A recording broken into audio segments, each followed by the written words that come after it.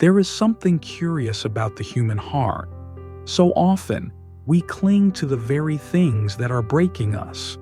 A person might ignore us, speak cruel words, forget our kindness, even wound us time and again.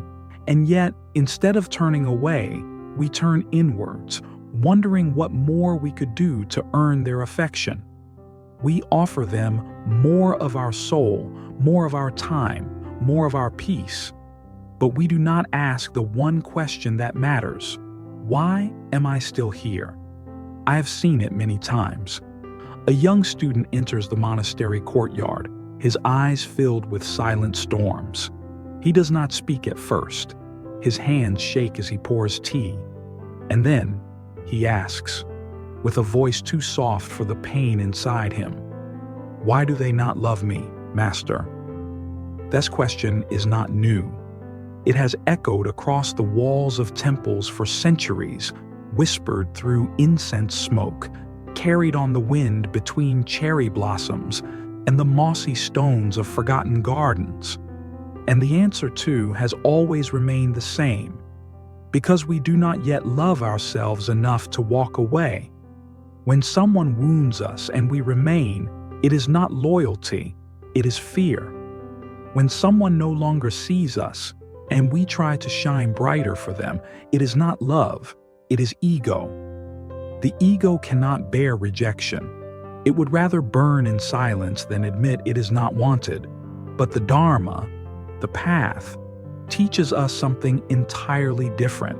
It teaches us freedom through acceptance. Let me share with you a story, not from ancient scrolls or Zen koans, but from a woman I met many years ago when I was traveling through Vietnam. Her name was Min. She was perhaps in her early 30s, beautiful in the way a worn stone is beautiful, weathered, quiet, soft-edged. She had lived through a marriage that had slowly bled her spirit dry. Her husband was not violent, not cruel in an obvious way, but he dismissed her ideas. He mocked her dreams. He never raised his hand, but his words were daggers that sliced away at her worth every day. Min came to a small tea session I held in Hue. After the session, she waited until everyone had gone, and then she bowed low and said, "Master, I do not understand why I stay. He does not see me. He does not care for me. But when I think of leaving, my heart panics. What is wrong with me?" I did not answer with words. Instead, I poured her another cup of tea, slowly, mindfully. Then I picked up the cup, and without sipping it, I tipped it over. She looked confused, but I said quietly, "Sometimes the cup is already empty, Min. No matter how long you hold it, nothing will fill it, not anymore." She cried then, not because she was sad, but because she finally understood. Her marriage was like the cup. Once it was full. Once it warmed her hands and her soul. But now it was only a vessel for pain.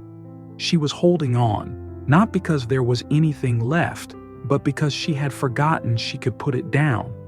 This is what we do. We hold on to dead leaves, to dry cups, to doors long closed, thinking that our suffering is noble. But suffering is not sacred when it is chosen over freedom.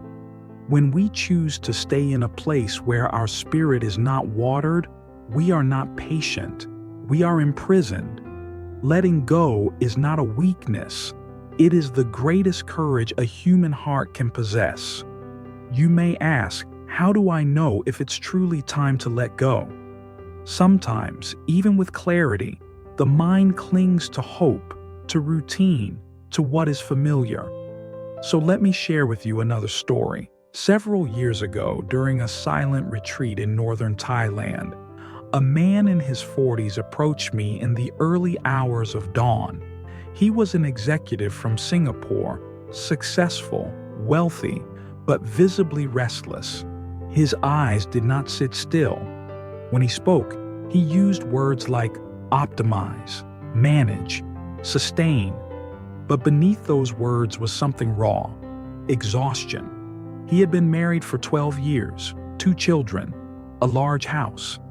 And yet his marriage had been crumbling for half that time. His wife had long stopped speaking to him with love. Conversations were cold, robotic, just coordination of logistics. There was no betrayal, no violence, no scandal, just distance, loneliness, silence. "I keep telling myself," he said, "that I should be grateful. I have a family. Many people don't even have that.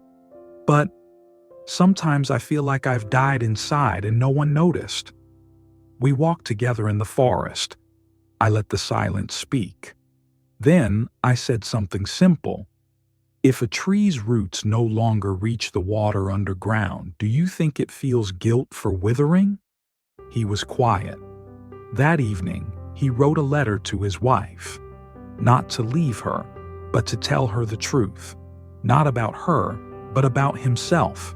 How he felt invisible, how he missed being alive, how he yearned for connection. She cried when she read it, not in anger, but in recognition. She too had felt the same for years, but had no words. They didn't separate right away, but they began again, this time from truth, not duty. In the United States, I recall the story of a woman named Sarah who had spent over a decade working in a corporate law firm in New York City. Her job gave her status, security, and a 6-figure salary, but little else.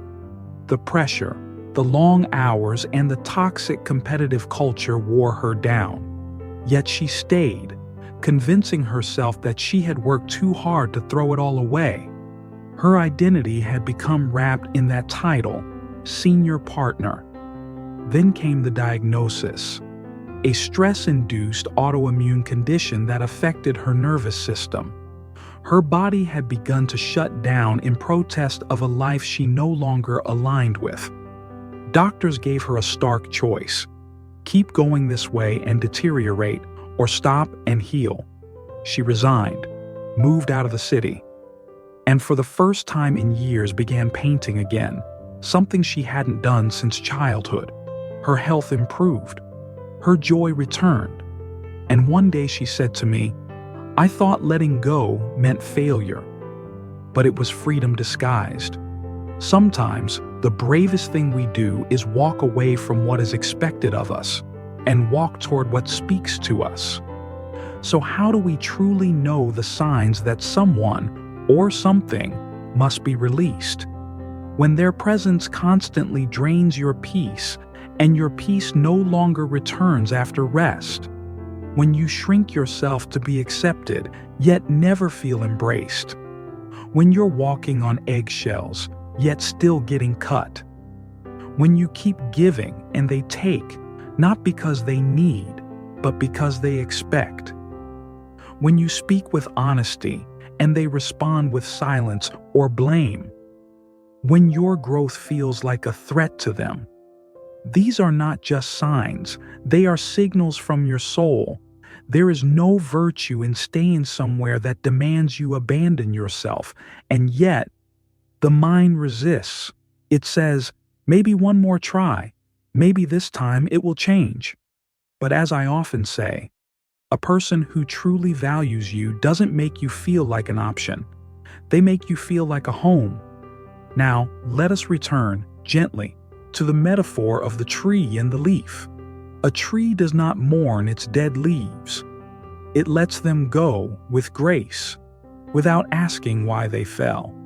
Likewise, we must learn to allow what has completed its season in our lives to drift away, not with bitterness, not with blame, but with breath, with awareness.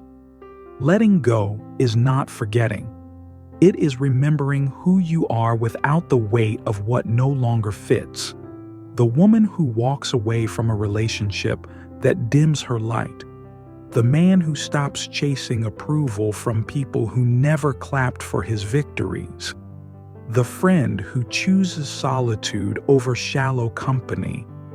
They are not giving up. They are waking up.